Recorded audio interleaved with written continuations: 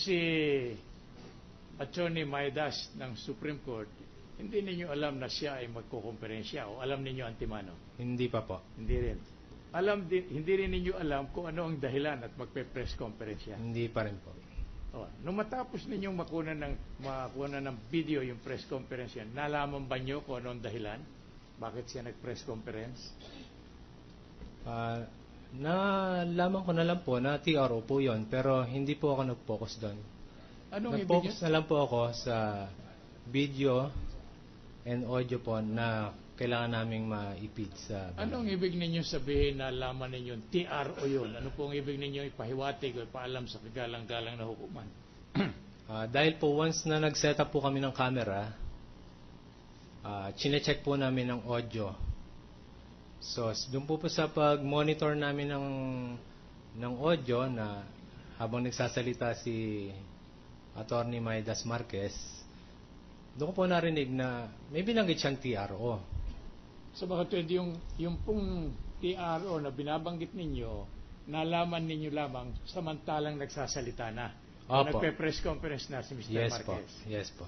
Kung ano ang nilalaman ng TRO na yan at anong pinagbabawal dyan o anong saklaw niyan, hindi po ninyo alam? Hindi na po. Alright. Hindi ninyo rin alam kung paano lumabas yan TRO na yan? Yes po. Yes, sir. At ang nalaman lamang ninyo, basta may TRO-ng inilabas? Yun lang po. That will be all. Salamat po ng marami. Thank you very much. Redirect? Yes, sir. May redirect ba? No redirect, Your Honor. Salamat po. No, the cross is over. No redirect. The witness is discharged. Your Honor, we have one more witness. Salamat. Sorry, Your Honor. You have another witness? We have one more witness for cross. This is the last one. Yes, Your Honor. Danilo Piedad. Bring him in. May we ask that Danilo Piedad please come to the witness stand.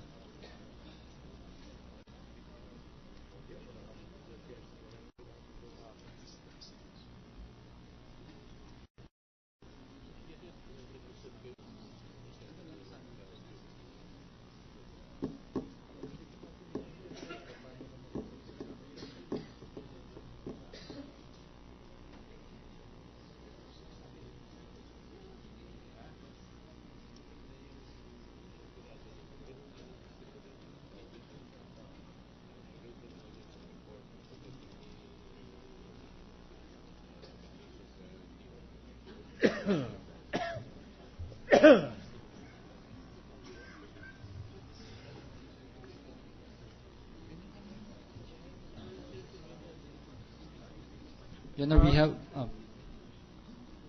we have the witness here, Your Honor. Defense counsel, the witness is yours for cross-examination. Your Honor, please.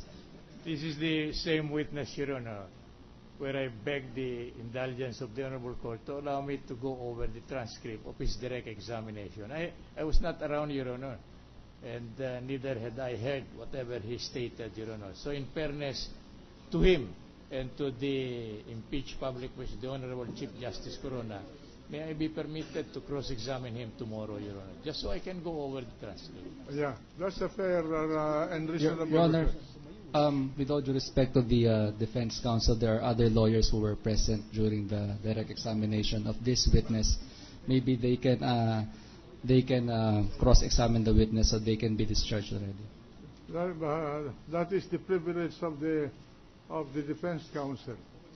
We submit, Your Honor. He is the one in charge of his panel. He determines who will cross-examine and who will not. So he's the one cross-examining. He was not here during the direct examination. And he needs time, according to him, to go over the transcript. Your Honor, if I may I give the floor to our lead prosecutor for Article 7 to explain how we are going to handle our Article 7 case. Yes, go ahead. Thank you, Your Honor. Actually, Your Honor actually described the testimony of the witness, and if the defense counsel would agree, we give him time to read the transcript. It's very short, I'm sure, Your Honor. Tapos we want to finish this case, Your Honor, as soon as possible. ayaw na naming pahabain pa po ito, simple lang po ang testimony ng witness.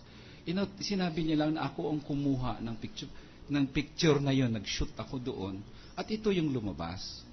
Ganun naman po ang aming sana napagbigyan namin kanina ang depensa na humingi sila na i-reset, ihintayin, ituloy yung direct. Ito naman po, simple lang pong hiningi namin. Ituloy ang cross ngayon para matapos na po ito. Bakit ba? Ngayon, nag-aapuro tayo. What is the pleasure of the Defense Counsel? Well, I really was not around, Your Honor, when the witness testified. Whatever representation my learned counsel colleague may have in mind, certainly will be a violation of our right to due process, Your Honor. Pare ba yung palagi na lang manifestation na ganito, inaapura and so on? Para bang all the delay comes from the defense, Your Honor? There were many instances, Your Honor, when they were not in a position to proceed. We were very liberal and magnanimous enough to accommodate all their requests, Your Honor. I do not deserve this kind of... So you're not ready to cross? I am not ready, Your Honor, to conduct an intelligible cross-examination. We cannot compel the lawyer, the defense counsel to do the cross. Unless We submit, Your Honor. all right. So what's the pleasure? You want to a continuance for this witness? If the court so allows, Your Honor, Yes. may we be allowed to The- cross-examine him tomorrow after we have The request of the defense counsel is granted. The witness is instructed to come back tomorrow at 2 o'clock in the afternoon at the resumption of the trial of this impeachment case to testify for cross-examination. Your Honor, please. Yes. May we ask a clarificatory question, Your Honor? Yes? Yesterday, there was a statement from this honorable court that the clerks of court of both the Supreme Court and the impeachment court will discuss the request of the prosecution na maisub naman lang sana o mapapunta dito ang mga administrative officers po like the clerk of court, yung security guard, driver. May we know kung ano po ang resulta po nun?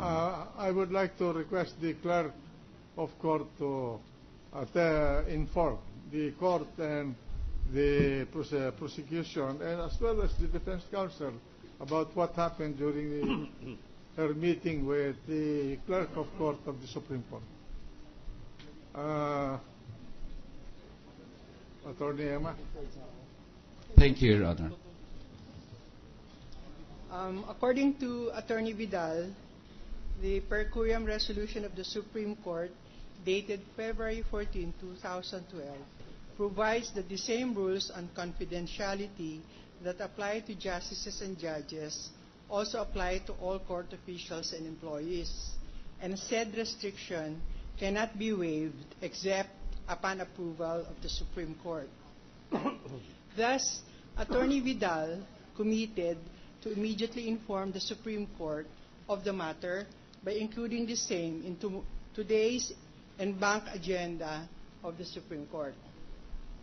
While the action of the Supreme Court will, according to Attorney Vidal, be made known to her at the soonest today afternoon or Wednesday morning yet, the official resolution on the same will still be available by next week because they will have the resolution approved by the Supreme Court, which they will draft.